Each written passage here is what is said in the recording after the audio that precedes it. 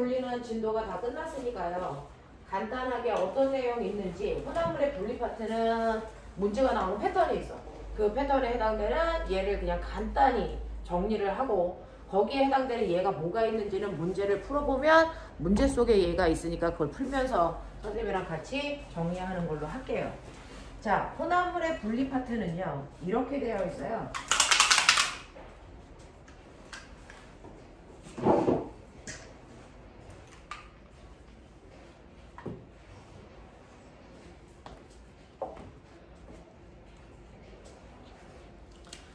자, 우리 맨 처음에 이 단원 배웠을 때 했었던 거 기억하는지 머릿속에 넣어봐. 지구상에는요. 지구상에 여기서부터 나온다. 신기하다. 여기서부터 나온다. 자, 지구상에 있는 물질은요. 크게 두 종류로 나눌 수 있어요. 한 공간 안에 한 종류의 물질로만 이렇게 들어가 있어요. 이거 뭐라 그러냐? 순물질이라고 해요. 예를 들면 소금이 순물질이죠. 그 다음에 이렇게 공간 안에도 또 다른 한 종류의 물질만 있어. 이것도 뭐라 그러니? 이것도 순물질이라고 하죠. 대표적인 게 얘는 물이에요. 그래서 이렇게 하나의 공간 안에 한 종류의 물질만 들어있으면 우리는 그거를 순물질 이렇게 표현해요. 근데 내가 이렇게 소금이라는 순물질과 물이라는 순물질을 커다란 통 안에 같이 섞을 거야. 그러면 하나의 공간 안에 몇 종류의 물질이 들어있게 되게? 두 종류의 물질이 이런 식으로 섞여 있게 되는 거죠. 이런 식으로. 이런 식으로 두 종류의 물질이 같은 공간 안에 섞여 있게 되면 얘는 이제 순물질이 아니다. 이걸 뭐라 그러니? 이걸 우리는 혼합물이라고 부르죠. 됐죠? 이런 애들을 우리가 혼합물이라고 하는데, 그러면 이런 식으로 소금하고 물이 섞였을 때 혼합물을 우리는 소금물이라고 하는데, 이 소금물이라고 하는 아이는 됐어? 원래 물질인 소금의 성질이 그대로 있을까? 아니면 섞이면서 변했을까? 그대로 있죠. 그래서 혼합물의 정의가 뭡니까? 라고 하면 섞이기 전의 물질을 우리가 뭐라 그러냐면 성분 물질이라고 불러. 섞이기 전의 물질들을 성분 물질이라고 부른다. 그 성분 물질의 성질을 뭐 하면서? 유지하면서 뭐해 있는 아이들? 섞여 있는 물질. 이거를 혼합물이라고 해요. 그래서 혼합물은 원래 섞기 전에 물질의 성질이 섞어봤자 변하지 않고 그대로 있죠. 그래서 소금이라는 아이는 어떤 성질이 있어? 짜다라는 성질이 있는데 소금물에도 다 그 소금의 성질이 짜다라는 성질이 그대로 유지되잖아요. 그래서 성분 물질의 성질이 변하지 않고 그대로 유지되면서 단지 섞여만 있는 걸 혼합물이라고 해요. 자, 그러면 이걸 왜 이렇게 구분해서 우리가 외워요? 라고 하면 이 혼합물과 비슷한 아이가 있는데 누구냐면요. 사실은 순물질 중에도 두 종류가 있다 그랬어요. 산소, 기체, 철, 헬륨처럼 이런 순물질도 있는가 하면 소금과 같은, 물과 같은, 이산화탄소와 같은 이런 순물질도 있죠. 그 중에서 위에 있는 순물질은 하나의 원소로만 되어 있으니까 원소 물질인 순물질이라고 하고요. 이렇게 원소가 두 종류 이상 결합해서 만들어진 물질을 우리가 뭐라고 그러니? 네, 화합물인 순물질도 있는 거죠. 자, 이 중에서 학교에서 종종 특히 고등학교에서 여러분들 놀리려고요. 얘하고 얘를 비교하기 위해서 바로 문제가 나오는데요. 예를 들어서 수소라는 기체하고요. 산소라는 기체가 섞이면 뭐 되는지 아세요? 물 돼요, 물. 됐죠? 그러면 이 물은 너네가 얘기한 것처럼 화합물인 순물질이죠. 이건 화합물이죠. 혼합물이 아니란 말이야. 그러면 화합물과 혼합물의 차이가 뭔데? 라고 하는 뉘앙스로 나오는 거예요. 화합물도요. 원래 결합하기 전에 있는 물질을 똑같이 성분물질이라고 한단 말이야. 그 성분물질 중에서 수소는 불 갖다 대면 펑 하고 터지는 성질을 가지고 있어. 됐어? 그러면 물속에도 수소 있잖아. 그러면 여기에도 불 갖다 대면 펑 하고 터지니? 아니죠. 물은 불을 뭐하니? 꺼져버리게 하는 거죠. 됐어? 그렇다면 화합물질은 원래 성분 물질의 성질이 그대로 유지되는 거니 아니면 변한 거니? 변한 거죠. 그래서 화합물은요, 원래 물질이 가지고 있는 성질이라고 하는 성분 물질의 뭐가 성질이 뭐에서 변해서 된 물질이고요. 혼합물은 성분 물질의 성질이 변하지 않고 만들어진 물질. 그 차이예요. 됐어? 그래서 이걸 두 개 구분하기 위해서 얘를 물어보더라고요. 됐죠? 그래서 혼합물은 성분 물질의 성질이 변하지 않고 그대로 유지되면서 단지 섞여만 있는 아이들을 혼합물이라고 하고, 성분 물질의 성질이 전혀 다른 성질로 변하면서 만들어진 아이는 화합물인 순물질이라고 한다. 알겠습니까? 깔끔하게 정리했죠? 그래서 우리는 맨 처음에 했던 혼합물을 다시 한번 정리했고요. 이걸 정리한 이유가 뭐냐면 앞에 있는 단원의 내용은 순물질에 대한 얘기고 두 번째 단원에 대한 얘기는 혼합물, 얘가 이제 주인공이라는 얘기죠. 그래서 오늘부터 혼합물에 대해서 배울 건데, 혼합물은요, 그러면은 여러분들 여러 물질의 성질이 변하지 않고 단지 섞여만 있는 물질을 혼합물이라고 하니까 내가 여기다가 소금 집어넣고 물 집어넣어도 소금의 성질 그대로 물의 성질도 그대로 가지고 있으면서 단지 섞여만 있는 아이를 소금물이라고 한단 말이에요. 알아? 자, 그러면 이러한 혼합물은요, 물이 가지고 있는 물의 특징이 뚜렷하게 이 안에서도 나타날까 안 나타날까? 라고 하면 물은 몇 도에서 끓여야 돼? 100도에서 끓죠. 소금물도 그러면 물의 성질이 뚜렷하면 소금물도 100도에서 끓어? 아니죠. 100도보다 높은 데서 끓죠. 그런데다가 수평화 부분 생기지 않고 경사지죠. 그래서 혼합물은요, 됐어, 그 안에 있는 성분 물질의 특성이 뚜렷하게 나타나지 않습니다. 서로 방해하기 때문에. 됐어?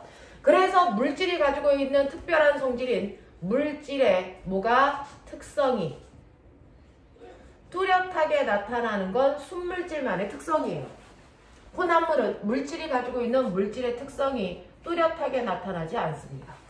무슨 말인지 알겠습니까? 네, 라고 하는 거죠. 근데 어쨌든 간에 그 물질은 들어있는 건데, 나 이렇게 혼합물을 만들어서 소금에다 물 탔더니 소금물 됐어. 이걸 원래 상태인 소금과 물로 되돌릴 수 있다 없다? 있다. 됐어. 그래서 혼합물을 원래 물질로 나눌 수 있어요. 이걸 제목 뭐라고 한다? 이걸 혼합물의 뭐라고 합니까? 뭐라고 하니? 분리라고 하죠. 자, 혼합물을 원래 물질의 성질로 나눠 놓는 걸 우리는 혼합물의 분리라고 하는데, 이걸 혼합물의 분리라고 안 하고 혼합물의 분해라고 해도 된다 안 된다? 이거 되니 안 되니? 분리 말고 분해라는 단어 쓸 수 있니 없니? 이거 불법. 분해라는 단어는 화합물을 원래 물질로 나누는 걸 분해라고 하고요. 혼합물은 분리라고 합니다. 됐어? 요거 구분하세요. 그래서 혼합물은 분리하는 거고요. 화합물은 분해하는 거다. 단어 자체가 다르다. 그러면 이렇게 소금에다가 물이 섞여서 소금물이 만들어지는데 이걸 어떻게 원래 소금과 물로 분리할 수 있어요? 라고 하면 혼합물을 분리할 때 우리가 쓰는 건 뭐냐면 원래 그 물질이 가지고 있는 그 물질만의 특별한 성질, 뭐였죠? 물질의 모역 특성. 이거 이용해서 분리하는 거예요. 됐어? 혼합물을 원래 물질로 나누어 놓는 것도 됐어? 그 물질이 가지고 있는 특별한 성질인 혼합 물질의 특성을 이용해서 혼합물을 분리합니다. 자, 물질의 특성 5개 불러. 물질의 특성 5개 불러. 겉보기 성질. 네, 끓는 점, 녹는 점, 밀도, 용해도. 요거 5가지. 이 물질이 가지고 있는 물질의 특성을 이용하면 A라는 물질하고 B라는 물질도 각각의 물질의 특성이 있는데 그 특성 중에서 가장 뚜렷하게 차이가 크게 나는 거, 그걸 가지고 두 물질을 분리할 거예요. 됐어? 그래서 혼합물을 분리하는 방법은 두 물질이 가지고 있는 물질의 특성 차이를 이용해서 분리하는 거다. 그 중에서도 뚜렷하게 차이가 크게 나는 성질을 이용해서 분리하는 게 가장 쉽고요.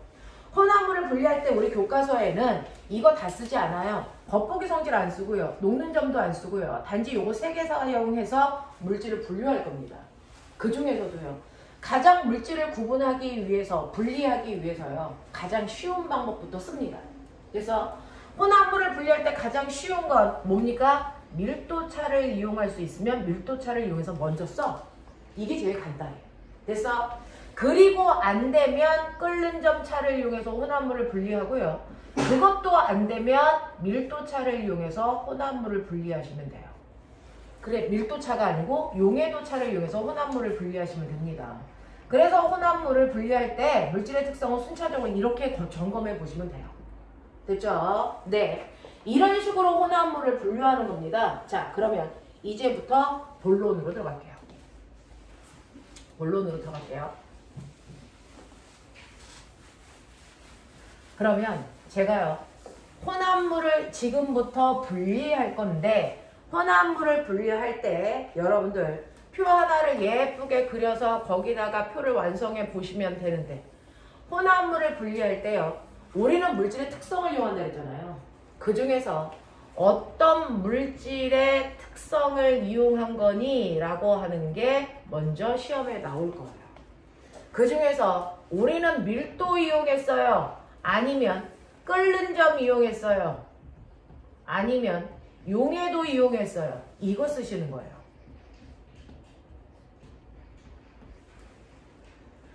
물질의 특성 중 뭘 이용했습니까? 라고 하면 우리가 외운 물질의 특성 5개 중에서 답을 얘기하시면 되는데, 그 중에서 밀도, 끓는 점, 용해도 요 순서대로 가시면 돼요. 됐죠? 자, 그러면 물질의 특성 중 이 특성을 이용하는 방법은 뭐가 있습니까? 라고 물어볼 거고요. 그 방법을 사용한 대표적인 예는 뭐가 있습니까? 요렇게. 요렇게 세 칸만 머릿속에 제대로 넣으시면 시험 문제는 끝나요. 알겠어? 그래서 혼합물의 분리, 원투로 우리는 소단원 2개로 되어 있는데요. 이걸 한꺼번에 묶어서 이런 식으로 해볼 테니까 머릿속에 제대로 넣으라고요. 물질의 특성 중에서 밀도를 이용한 혼합물의 분리 중에서 너네 기억나죠? 밀도라는 건 뜨고 가라앉는 성질이라고요. 그래서 한 놈은 띄우고 한 놈은 가라앉히는 게 밀도차를 이용한 혼합물의 분리예요. 예를 들어서요. 뭐가 있냐면 예를 들어서 대표적으로 여러분들이 알고 있는 모래하고 스타이로폼이 섞여 있다고 치자.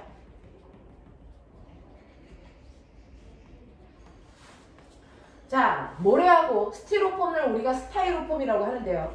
모래하고 스티로폼이 섞여 있으면 어떻게 분리해야 돼?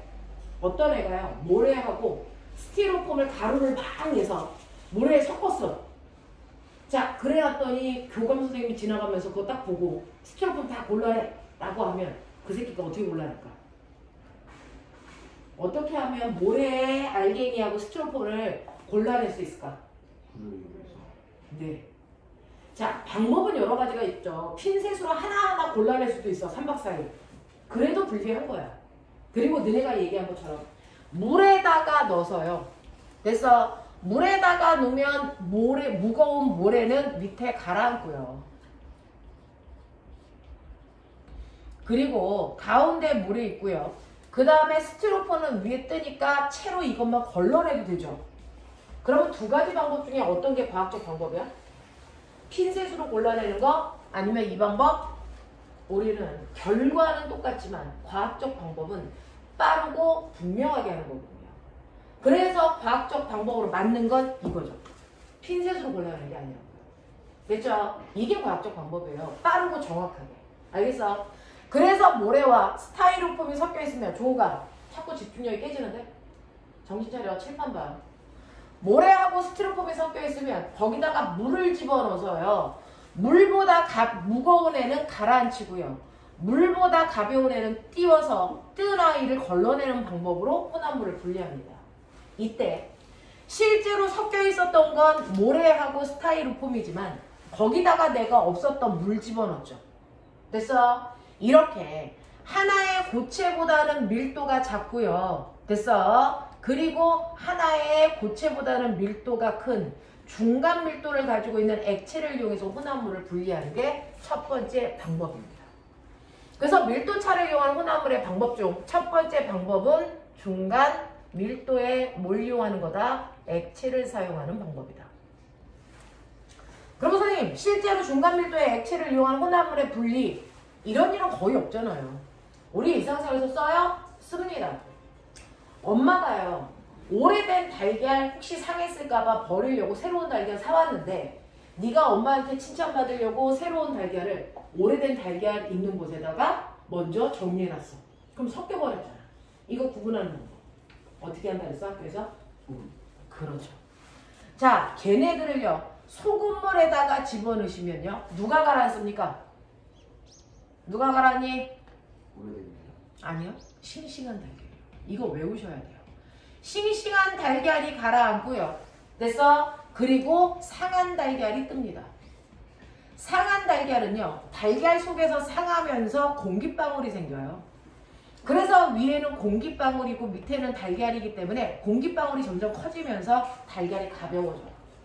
됐어? 그래서 뜹니다. 자, 이런 식으로 싱싱한 달걀과 상한 달걀을 구분할 때 우리가 쓰는 게 중간 밀도의 액체예요. 싱싱한 달걀과 상한 달걀을 구분할 때 쓰는 방법이 바로 중간 밀도의 액체를 사용하는 거야. 됐어? 그래서 싱싱한 거 가라앉히고 상한 거 띄우면 걸러내서 얘만 버리면 되잖아요. 됐어? 근데 이때 중간 밀도의 액체 왜 물 안 쓰고 소금물 써요? 라고 하면 그냥 물에 넣으면 어떻게 되니? 그냥 물에 넣으면 어떻게 되니? 그냥 물보다요. 물에다가 소금을 넣으면 넣을수록 됐어? 물의 밀도가 커져요. 힘이 세진다고요. 그래서 그냥 물에 넣으면 상한 달걀도 그냥 가라앉아 버려요. 물에 힘이 없어서. 그래서 물에다가 소금을 집어넣어서 물에 힘을 세게 하는 거죠. 그래서 밀도를 크게 한다고요. 그래서 물에다가 소금을 넣으면 넣을수록 물이 힘이 세져. 그래서 상한 달걀을 띄울 수 있게 되는 거야. 알겠어? 그래서 중간 밀도에 해당되는 액체가 바로 소금물인데 그러면 소금을 넣으면 넣을수록 훨씬 더 힘이 세져요? 네. 그러면 소금을 조금 넣은 소금물과 소금을 많이 넣은 소금물은 다를 거 아니야.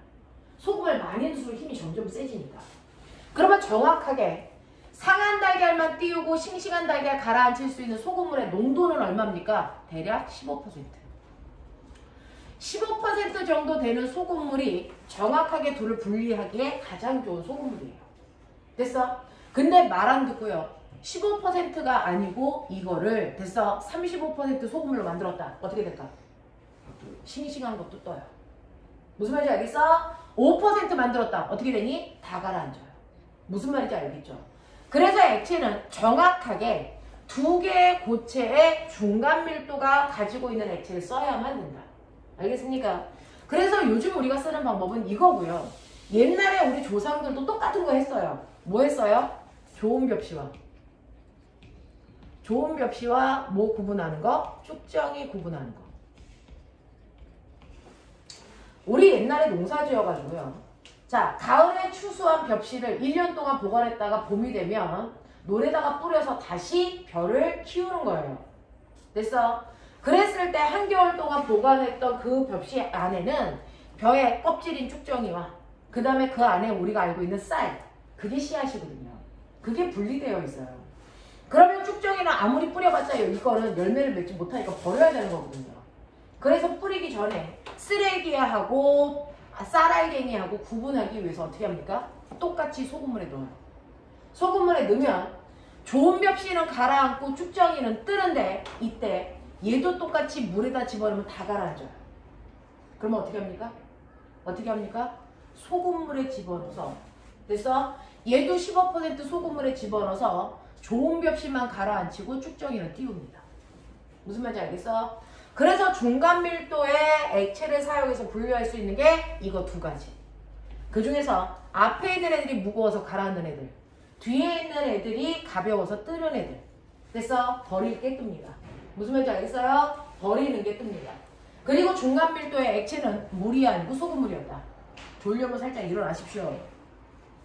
자, 그러면 이런 식으로 분류할 때요. 그럼 선생님 저요. 소금하고 나프탈렌 섞여 있어요.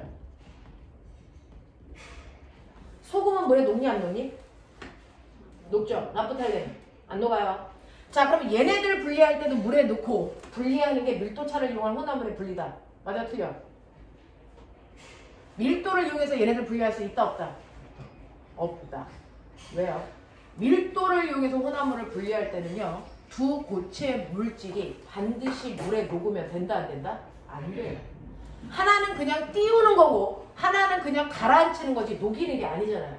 근데 얘를 물에다 넣으면 소금은 녹잖아요. 됐어? 그래서 하나는 녹고 녹지 않는 성질 차이를 이용한 건 용해도 차이예요. 밀도 차가 아니고. 알겠습니까? 그래서 밀도 차를 이용해서 혼합물을 분리할 때는 두 고체가 물에 안 녹아야 된다. 하겠냐? 기억하겠어요? 오케이. 자, 그 다음에 밀도 차를 이용해 혼합물을 분리하는 방법 중에 두 번째. 첫 번째는요. A라는 고체하고 B라는 고체를 구분할 때 중간 밀도의 액체를 쓴다 그랬고요. 요번에는 밀도가 다른, 됐어. A라고 하는 액체와 B라고 하는 액체가 섞여 있어요. 이렇게 밀도가 다른 두 개의 액체가 섞여 있을 때 어떻게 분류합니까? 예를 들면 물에 기름이 섞여요. 그럼 어떻게 돼요? 물과 기름을 섞으면 어떻게 됩니까? 물은 가라앉고 기름은 뭐하니? 뜨죠. 됐어? 실제로 섞이니 안 섞이니? 안 섞여요. 그래서 밀도차가 있으면 무거운 애는 가라앉고 가벼운 애는 떠서 그 떠있는 애를 걸러내든지 무거운 애를 뽑아내면 되거든요. 이럴 때 쓰는 게 뭐냐면 이렇게 생긴 특이한 장치요. 얘를 우리가 뭐라 그러냐면 얘를 분별 깔때기라고 해요. 그래서 분별 깔때기를 이용한 걸 우리는 뭐라 그러냐면 분별 깔때기법 이라고 해요. 됐어? 그래서 예를 들면 물하고 기름을 여기다 넣으면 물은 밑에 가라앉아요. 기름은 위에 떠요. 그래서 여기 있는 얘를 우리가 뭐라 그러냐면 콕이라는 나사라고 불러요. 콕. 이 콕을 돌려서 열면 무거운 물만 밑으로 똑똑똑똑 떨어져 그것만 비커로 이렇게 받으면 됩니다. 그래서 물이 다 내려올 때쯤 콕을 잠그면 물과 기름을 분리하는 거잖아요. 됐어? 자, 근데 이때요. 여기 보시면 둥근 바닥 플라스크의 끝이 뾰족하죠? 자, 뾰족한 쪽이 비커 벽면에 닿게끔 설치하셔야 돼요. 비커 벽면에 닿지 않고요. 벽면이 이렇게 떨어져 있으면 액체가 떨어지면서 튕겨서 밖으로 나가죠. 위험한 액체면은 되게 큰일 나거든요. 그래서 반드시 벽면에 닿으라고 한쪽을 뾰족하게 만들어 놓은 거고 벽면이 닿아야만 액체가 떨어지는 게 아니고 벽을 타고 설설설설 내려온다. 그래서 이러라고 만든 거고요. 분리할 때요. 여기에 뚜껑을 반드시 열어놓은 상태로 분리를 하시는데 여기 뚜껑이 있어요. 근데 분리하기 전에는 어떤 줄 아세요? 뚜껑을 덮어요.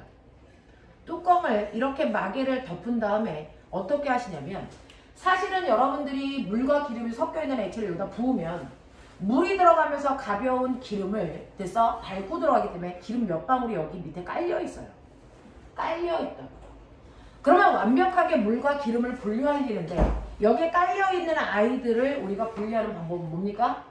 뚜껑을 닫고 살짝 몇 번 흔들어요. 됐어? 뚜껑을 닫고 살짝 몇 번 흔들었다가 가만 놔두면 밑에 깔려있던 기름도 위로 올라가서 완벽하게 붙임으로 분리가 됩니다. 됐어? 그리고 나서 분리할 때는 어떻게 하는 줄 아세요? 반드시 뚜껑을 여셔야 공기가 들어가면서 눌러서 밑으로 무거운 애가 빠져나오게 한다. 그래서 분리할 땐 뚜껑은 열려 있어야 된다. 알겠습니까? 이렇게 되는 게 분별 깔때기고요. 그럼 선생님, 액체 중에서 섞이지 않는 액체는 물하고 기름밖에 없어요? 여기다 쓰세요. 실제로 액체 중에서 밀도가 달라서 섞이지 않는 아이들 중에 가장 밀도가 큰 게 누구냐면 수은입니다. 그 다음이 누구냐면 사염화탄소요. 그 다음이 물. 그 다음이 기름에 해당되는 에테르. 에탄올은 알코올이고요. 에테르는 기름입니다. 안 섞여요. 그러니까 에테르 또는 석유 이런 식으로 써져 있으면 얘는 기름이에요. 뜬다고. 이 중에서 어떤 거 두 개를 선정해서 분별 깔때기에 넣더라도 두 개가 섞이지 않고 층이 집니다. 그 중에서 앞에 있는 애들이 무거운 애들이니까 가라앉는다고요. 액체 중에 제일 무거운 게 수은이라는 금속 액체예요. 알겠습니까? 이렇게 된다. 승원아, 졸려오면 일어서라. 자, 이렇게 되는 분별 깔때기법이 있고요. 밀도차를 이용한 마지막 방법, 기타. 이거 뭐 있어요? 라고 하면 밀도차를 이용한 마지막 방법에는 옛날에 우리 조상들이 썼던 거. 요즘은 추수하면서요. 껍질인 쭉정이하고 쌀알갱이를 기계가 분리해서 쌀알갱이와 푸대 속에 담습니다. 그래서 근데 옛날에는 그런 기계가 없었잖아요. 조선시대 때는. 그러면 추수를 해서 껍질을 어떻게 까요? 껍질을 살살 말린 다음에 망치로 두드려. 망치가 아니고 나뭇가지 같은 걸로 이렇게 살살살 칩니다. 그럼 껍질이 벗겨져요. 그리고 나면 어떻게 돼요? 옛날에 오줌 싸면 이렇게 머리가 쓰는 키 있죠? 거기다가 놓고 됐어. 까불린다 라고 하는 쌀알갱이와 껍질이 같이 있는 걸 가지고 하늘 위로 이렇게 올립니다. 그래서 떨어뜨리면 무거운 쌀알갱이는 빨리 떨어지고 됐어. 쭉정이는 가벼우니까 공기 때문에 옆으로 날아갑니다. 그래서 이렇게 까불리는 행동을 몇 번을 하면 쌀알갱이하고 껍질을 완벽하진 않지만 분리할 수 있죠. 이거 밀도차를 이용한 혼합물의 분리예요. 키질하는 거. 그걸 키질한다 그래요. 그래서 우리 조상들이 썼던 키질하는 것들이 이 기타 방법이고요.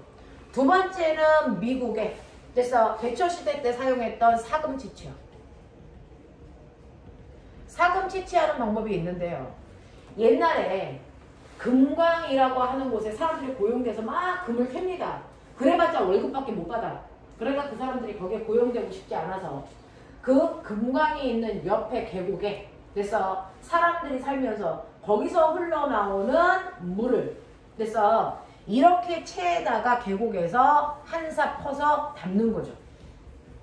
한 사 퍼서 담으면 여기에 계곡물이 흐를 때 거기서 채를 막 흔들어요. 그러면 가벼운 모래 알갱이는 물살에 쓸려 내려가고요. 무거운 자갈하고 사금만 남아요. 이걸 한 1, 2년 하면 금덩어리가 만들어져요. 그래서 그걸 모으면 금덩어리가 된다고요. 그걸로 땅 사가지고 밀농사 지은 애들이 미국 애들이에요. 알겠어? 사금 채취하는 방법도 밀도차를 이용한 혼합물의 분리고요. 요즘에 하고 있는 게 재활용 쓰레기 분리.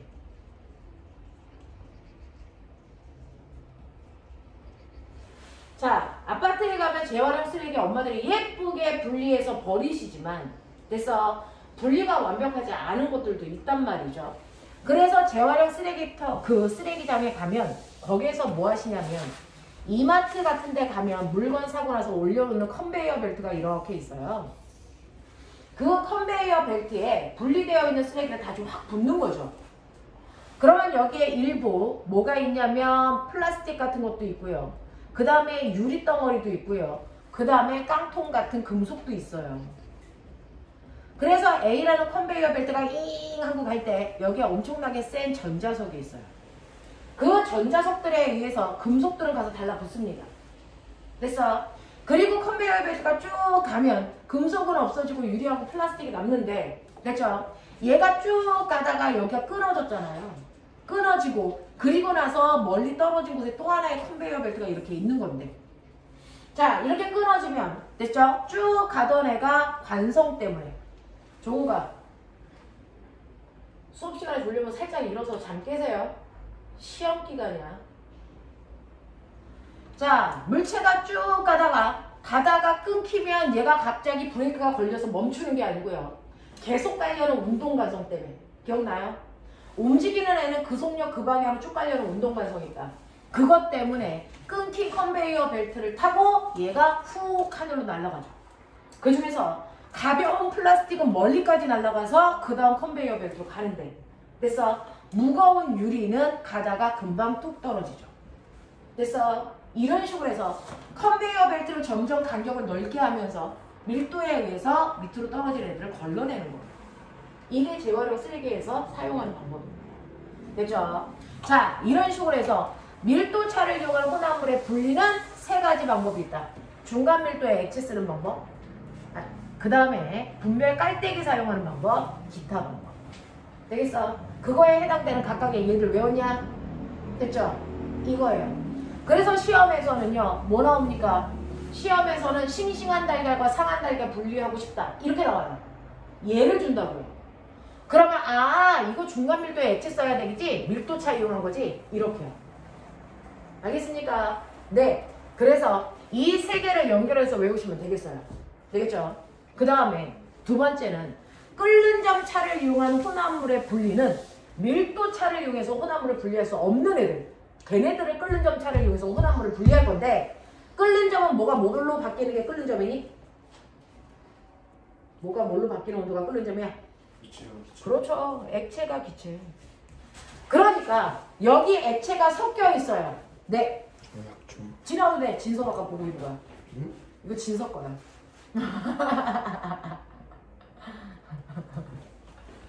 오늘 진서가 못 와서요. 할머니가 한대요. 그래서 찍고 있는 거예요.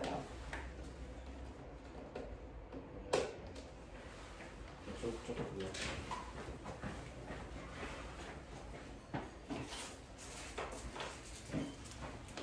자, 끓는 점차를 이용해서 혼합물을 분리할 땐, 이 새끼가 액체네.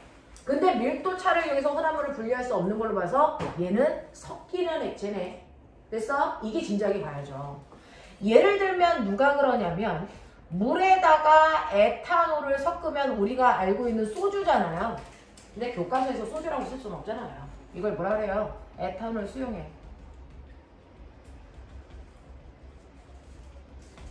그래서 에탄올 수용액은요, 물하고 에테르처럼 구분해라. 얘는 에테르, 얘는 에탄올. 달라. 됐어?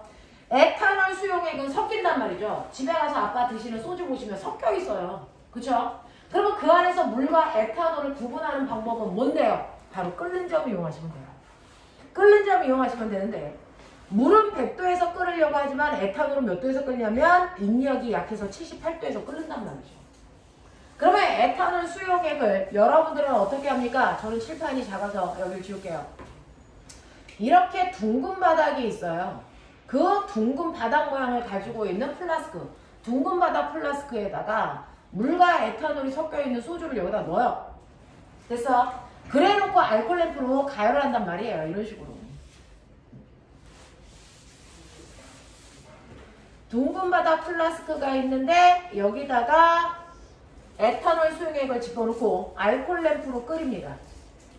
알콜 램프로 끓이면 당연히 액체의 온도가 슬슬슬슬 올라가기 시작하겠죠. 자, 맨 처음에 20도였다가도 온도를 높이니까 점점 올라가요. 그 중에서 끓는 점이 낮은 누가 먼저 끓을까요?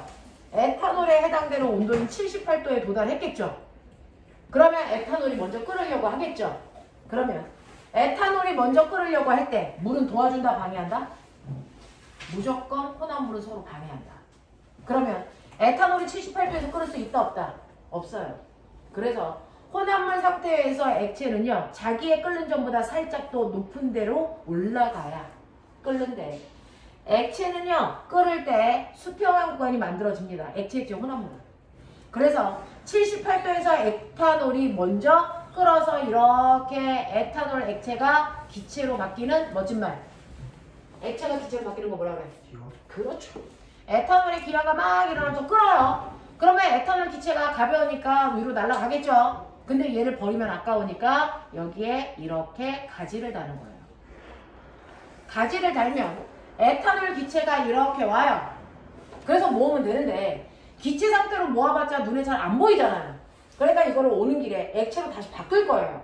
그러면 어떻게 합니까? 이 가지 바깥쪽에 두꺼운 데서 유리관이 이렇게 감싸고 있어요.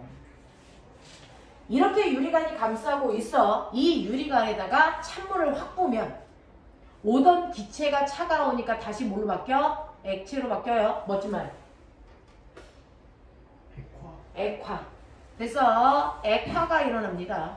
그 액화가 일어나서 됐죠? 에탄올 액체가 똑똑똑똑 떨어져 그 액체를 모읍니다. 그러면 여기에는 에탄올 액체가 들어있는 거고 여기에는 물만 남겠죠.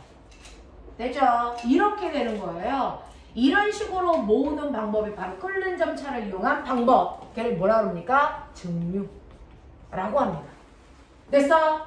증류라는 방법을 이용해서 끓는 점이 낮은 액체를 먼저 끓여서 기체로 나가게 하면 그 다음에 온도가 쭉 올라가면 물이 끓겠죠.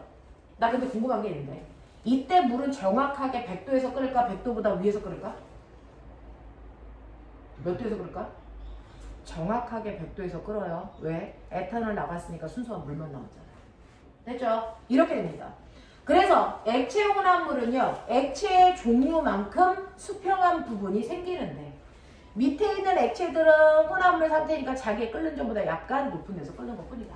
그래서 이런 식으로 해서 분류를 해내는 걸 끓는 점차를 이용한 증류라고 해요.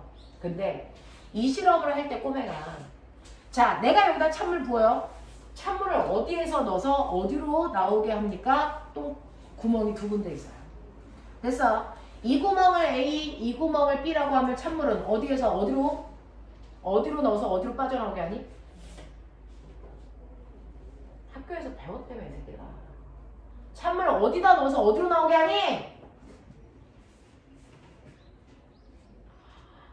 본능적으로 하고 싶은 데가 있잖아. 어디다 넣고 싶어? A다 넣어서 B로 넣고 싶잖아. 그게 틀렸다는 거잖아. 그래서 찬물은 무조건 똥꼬에다 넣습니다. 똥꼬에다가 찬물을 넣어서 입으로 뱉어내게 하시는 거예요. 이게 과학적 방법이에요. 왜요? 이렇게 똥꼬에서 찬물을 물살로 밀어 넣어야 그 찬물이 유리관을 충분히 100% 감싸면서 넘는 아이들만 밖으로 A로 빠져나가는 거예요. 근데 그렇게 하지 않고 A로 넣으시면 됐어. 얘는 가능관을 감싸지 않고 그냥 빠져나가요. 그러니까 냉각시킬 수 있다 없다? 없어요. 그래서 찬물은 무조건 똥꼬에 넣어서 입으로 나오게 한다. 찬물은 B로 넣어서 A로 나오게 한다. 알겠습니까? 이거 시험에 100% 나옵니다. 기억해 두시면 돼요. 자, 이런 식으로 해서 냉각시키면 되고, 그리고 가열할 때 여기에다가 금속 조각을 집어넣어요. 얘 이름이 끓임쪽입니다. 끓임쪽이라는 조각을 집어넣는데 이 조각을 넣고 가열을 해야만 되는 이유가 뭐냐면, 사실은 물을 끓이면 라면 끓이려고 물을 집어넣으면 물이 막 끓어요. 자, 끓으면서 냄비에 물이 뭐합니까? 가끔 넘치죠. 됐죠? 자, 그것처럼 갑자기 확 끓어서 물이 넘쳐버리면 실험이 망하는 거잖아요.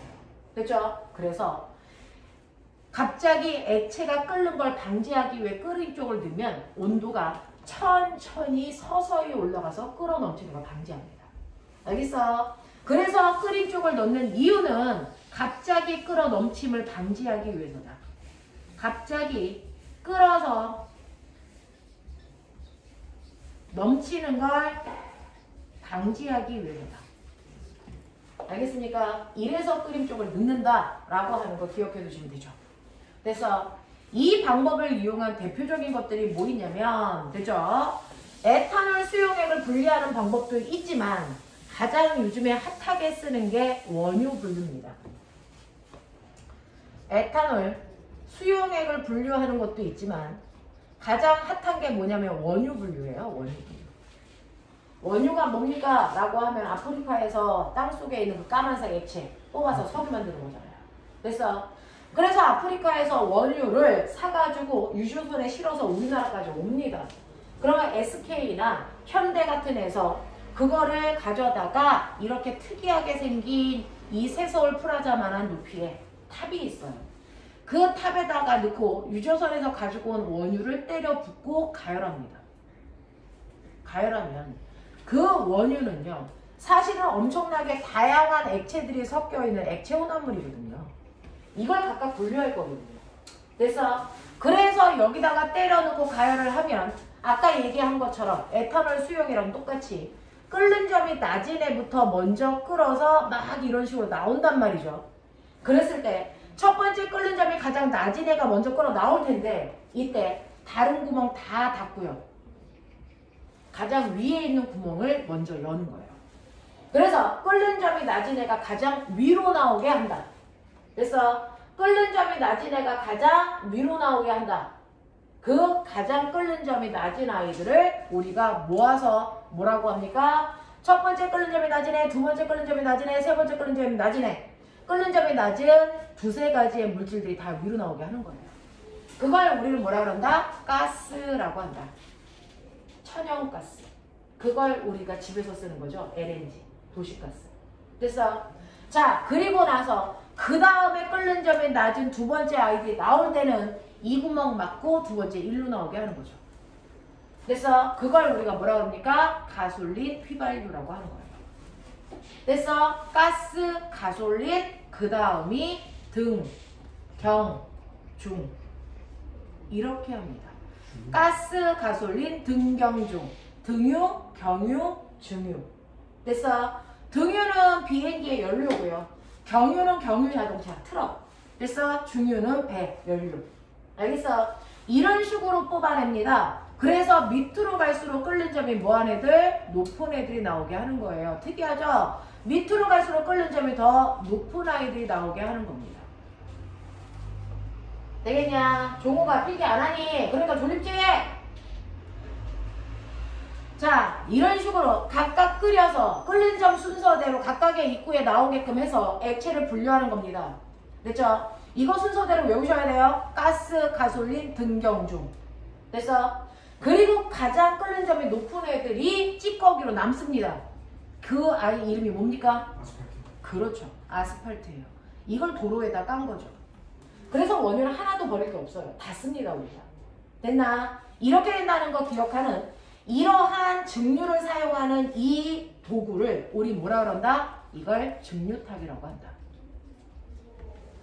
됐어? 그래서 원유를 분류하는 장치 이름이 증류탑이고 얘도 끓는 점차를 이용해서 혼합물을 분류하는 증류라는 방법을 사용했기 때문에 증류탑이라고 한다.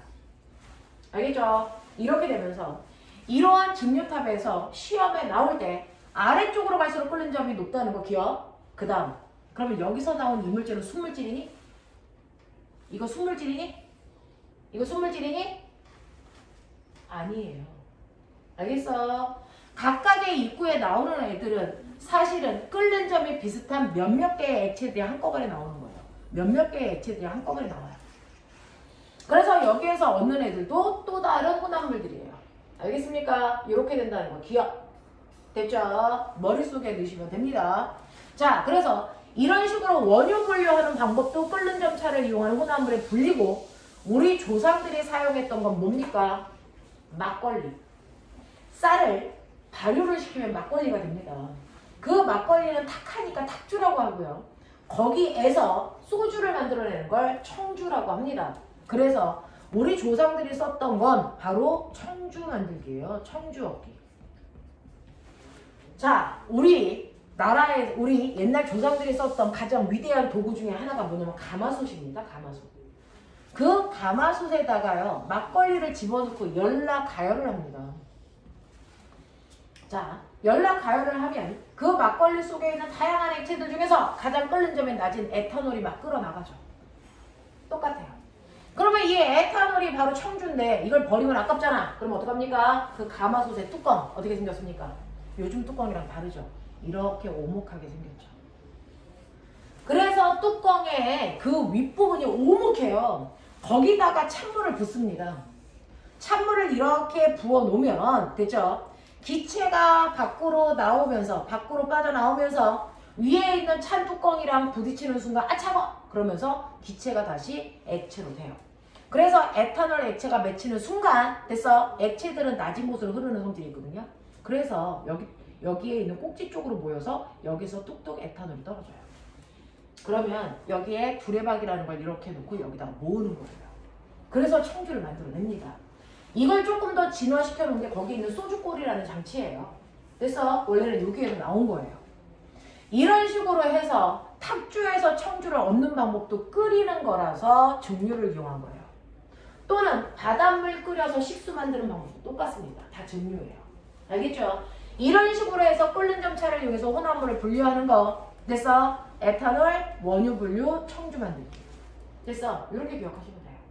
되겠지? 자, 그 다음에 용해도 차를 이용한 혼합물의 분리. 됐죠? 용해도라는 건 녹고 녹지 않는 성질이에요. 그래서 아까 말씀드리는 것처럼 소금에 뭐가 섞여있니? 나프탈렌이 섞여있으면 거기에다가 물을 집어넣으면 됐죠? 소금은 녹고요. 나프탈렌은 안 녹아요. 그러니까 이렇게 깔때기에다가 됐죠? 걸러내시면 안 녹은 나프탈렌은 걸러지고요. 녹은 소금물은 밑으로 내려오죠. 그래서 분리하는 거예요. 그리고 나면 물은 끓여서 증발시키면 소금만 남죠. 그래서 이런 식으로 해서 두 개의 고체가 섞여 있을 때 하나는 녹아, 하나는 녹지 않아 라고 하는 녹는 성질 용해도를 이용해서 혼합물을 분류하는 방법. 됐어? 네, 이게 바로 용해도인데 요즘에는 요 내용은 너무 간단하니까 잘 안 나와요. 우리가 나오는 용해도차를 이용한 혼합물의 분리 방법은 재결정이라는 게 있어요. 요거 기억하는 거예요. 자, 이 재결정은 뭐냐면 물에 하나는 녹고 하나는 안 녹는 게 아니고 둘 다 녹아. 둘 다 녹아. 예를 들면 소금이랑 붕산이라는 게 섞여 있다고 치자. 소금은 누군지 아는데 붕산은 우리 일상생활에 안 써요. 그러니까 여러분들이 느낄 수는 없지만 어떤 소금처럼 하얀색 가루알갱이가 있어요. 이게 붕산이에요. 두 개 섞여 있으면 고를 수가 없어요. 그러면 얘네들을 혼합물을 분리하는 방법은 뭡니까? 신기하게도요. 얘네들 물에 녹이면 둘 다 녹아요. 아, 그럼 깔때기로 걸러낼 수 없네? 걸러낼 수 없어. 근데 뭐가 다르냐면 물의 온도에 따라서 녹는 양에 대해서 정도가 달라요. 다시 말해서 용해도가 다르다고요.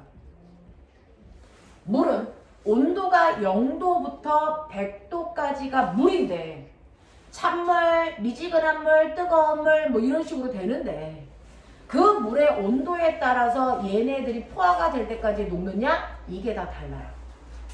소금 같은 경우에는 됐죠? 자, 뜨거운 물일수록 많이 녹는다고 하는데 그 녹는 양의 차이가 별로 없어요. 이게 소금이라면. 붕산 같은 경우에는 찬물에는 거의 안 녹아. 근데 물이 따뜻해지면 녹는 양이 폭발적으로 증가해. 뭐 이런 성질을 가지고 있다면. 이게 붕산이라면.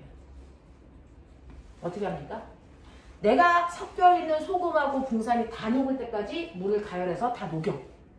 됐어? 네. 예를 들어서 소금은 30g 들어있고 붕산은 100g 들어있다고 쳐. 이게 다 녹을 때까지 그냥 가열해. 물을 가열해. 그래서 다 녹인단 말이야. 그랬다가 얘를 뭐 할 거냐면 급냉시켜요. 온도를 갑자기 흡 낮춘다고요. 몇 도까지? 한 20도까지 낮췄다고 칠까요? 온도를 20도까지 낮춥니다. 그러면 그 20도에서 소금의 녹는 양은 얼마냐면 소금은 35g 녹아요.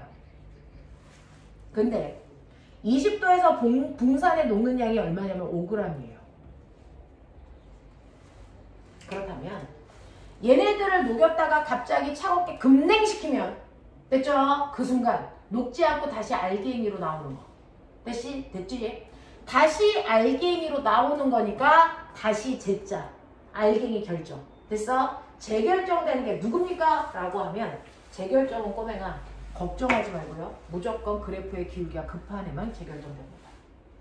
그러니까 소금은 보지도 마세요. 그래서 재결정은 붕산만 되는데 그러니까 소금의 양은 생각도 마세요. 알겠어? 붕산 거만 보면 되는데 붕산은 내가 맨 처음에 100g 녹였어. 근데 20도로 냉각시켰더니 20도에서는 몇 g만 녹인대? 5g만 녹인대. 그러면 5g보다 낮은 그 더 많은 양은 다 결정으로 석출돼 나와. 그러니까 100에서 5를 빼시면 석출돼서 나오는 양이 되겠죠? 얼마? 95g이 석출돼 나옵니다. 아시겠어요? 네. 20도에서 녹는 붕산의 양은 5g밖에 못 녹여. 그거보다 더 많은 양들은 석출돼서 나온다고요. 그래서 석출돼서 나오는 건 그래프의 경사가 급한 애고 그래서 녹인 양에서 그 냉각시키는 온도에 녹을 수 있는 양을 빼시면 석출량이 된다고요. 됐죠? 이런 식으로 해서 소금과 붕산을 여러 번 녹였다가 냉각시켰다 녹였다 냉각시켰다 그러면서 결정을 뽑아내는 거예요. 그래서 이게 바로 재결정법. 알겠냐? 이런 식으로 분류하는 이거고요. 시험에서는 얘 때문에 틀릴 겁니다. 이거 계산을 까다롭게 낼 수 있으니까. 알겠죠? 그래서 여기에 집중해서 공부하시면 된다. 되겠냐? 네. 그래서 이렇게 혼합물을 분류하는 물질의 특성은 우리가 배운 걸로는 3가지인데 여기다가 하나만 싹 추가하시면 되겠어요. 뭐요? 우리가 배우지 않았던 물질의 특성 중에서 자, 우리요. 선생님이 여기서 향수를 딱딱딱딱 뿌리면 향수 냄새가 저기까지 갈까 안 갈까? 가지죠. 그래서 퍼져나가는 현상을 뭐라 그러니? 확산. 그런데 그 퍼져나갈 때 더 빨리 가는 애가 있고 느리게 가는 애가 있죠. 자, 라고 하는 확산되는 확산 속도차를 이용한 혼합물의 분리 방법이 그 유명한 크로마토그래피입니다. 크로마토그래피라는 것은 확산되는 속도차를 이용해서 혼합물을 분리하는 방법인데요. 이 혼합물을 분리하는 방법이 여러분들이 알고 있는 올림픽 때 선수들이 약 금지 약물 먹었나 안 먹었나 확인하는 거 뭐지? 도핑 테스트. 됐어요. 네. 그래서 도핑 테스트 하고요. 여자들 임신했나 안 했나 확인하는 임신 테스트, 당뇨 검사, 뭐 이런 것들이 됐어. 크로마토그래피, 색소 분리 뭐 이런 것들이 있다고요. 자, 이건 뭐냐면 여러분들이 학교에 가시면 아직도 분필 쓰는지 모르겠지만 분필이 이렇게 있어요. 그 분필 끝에 여러분들 시험 볼 때 쓰는 컴사 있죠? 네, 컴사에 검정색을 여기다가 이렇게 잉크를 묻혀. 근데 저는 컴사가 모나미 거예요. 나는 동아 건데. 그래서 똑같이 분필에다가 한 1cm 밑에서부터 떨어진 곳에 컴사를 살짝 묻혀요. 그래 놓고 얘네들을 어디다 집어넣냐면 물이 들어있는 비커 안에다가 넣는데요. 넣을 때요. 네, 분필 끝에만 물에 살짝 닿게끔 넣으셔야죠. 잉크가 물에 푹 들어가게 넣는 거 아니라고요. 자, 그래서 물속에 넣으시면 분필은 물을 빨아들이는 성질이 있어요. 됐어? 네, 흡착력이 있다고요. 그래서 물을 빨아들이면 물이 막 분필을 타고 올라갑니다. 올라가다 보면 물이랑 분필이 아니 물이랑 여기에 있는 잉크가 만나겠죠. 그랬을 때 잉크는 물에 녹는 무슨 잉크? 수용성. 됐어? 수용성 잉크를 쓰는 거예요. 자, 그래서 수성 사인펜을 쓰는 거예요. 수성 사인펜. 그래서 수성 사인펜을 묻히는 순간 됐죠? 물하고 얘가 녹는다고요. 잉크가. 근데 너네 기억나요? 색깔에서 검정색을 어떻게 만들어? 네, 이거 앞으로 닫아요.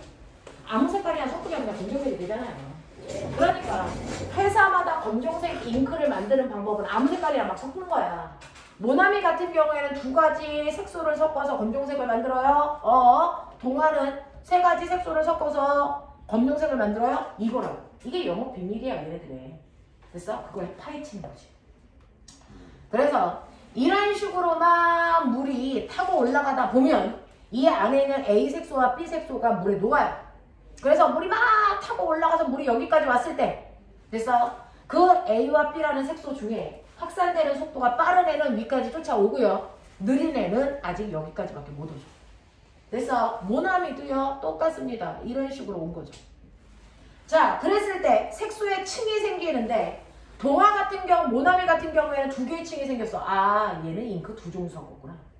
3개의 층이 생겼어. 아, 이 새끼는 3개 섞었구나. 이게 된다고요. 그리고 같은 시간 동안에 올라온 높이가 같은 얘네들 어떤 물질? 같은 물질. 알겠습니까? 이렇게 분리돼요.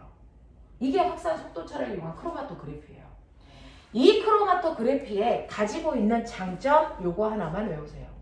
크로마토그래피가 가지고 있는 장점은요. 됐어? 아무리 극소량이 있어도 성질이 뭐 해도 비슷해도 됐어요. 한 번에 모두 분류할 수 있어요. 그리고 분류 장치가 대단히 간단해요. 됐어. 이런 식으로 간단한 장치를 통해서 성질이 비슷한 극소량을 가지고 있는 아이들을 한 번에 분류할 때 쓰는 게 크로마토그래피고요. 얘는 확산 속도차를 이용한 거다. 알겠습니까? 네. 여기까지가 여러분들 됐어. 6단원의 물질의 특성들이 다예요. 됐니? 혼합물의 분리는요. 따로따로 공부하지 마시고요. 이걸 하나의 표에다가 작성을 해서 이 안에 집어넣고 학교에서 나온 시험 문제는 뭐예요? 요거 밀도차를 이용한 혼합물의 분리 4가지. 용해도차를 이용한 혼합물의 분리 하나. 거기에 이렇게 들어가 있어요. 다음 중 같은 성질 차이를 이용한 게 아닌 거 찾아. 알겠습니까? 이렇게 되면 곤란해져야 돼요. 무슨 말인지 알겠지? 그러니까 한 판에 눈에 보이게끔 정리해서 한꺼번에 공부해요. 되겠냐? 이렇게 됩니다. 됐죠? 네. 10분만 딱 끊어줄 테니까요. 정신 차리고